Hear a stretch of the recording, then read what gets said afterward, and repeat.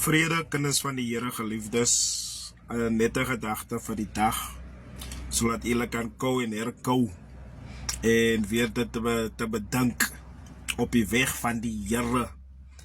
Ek sê nou vir julle vandag, 'n kind van die Here sal nooit 'n ware man van God wat geroep is of 'n vrou van die Here wat geroep is, sal nooit hulle titels vir kinders van die Here sê dat ek is 'n pastoor of ek is 'n apostel of 'n leraar nie.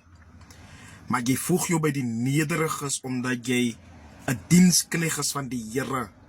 As jy hoor iemand breek van hy is 'n pastoor, hy is 'n apostel, hy is dit, dan moet jy begin te vlug. Van 'n kind van die Here wat geroep is, sal nooit sy titels gebruik sodat mense vir hom moet onderdanig wees nie. Maar mense sal vir jou sien in dit wat jy instaan, sonder dat jy vir hulle sê wat se roeping jy instaan.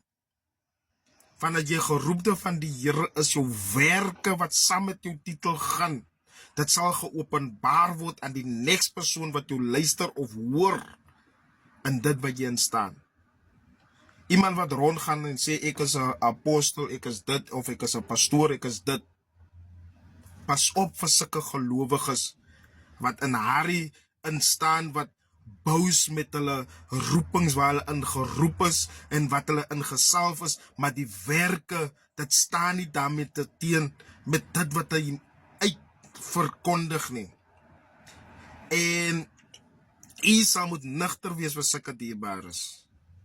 Van jy geroepte van die Here is nie nodig dat jou titel moet gebruik sodat mense onderdanig of mense moet na jou luister of dit.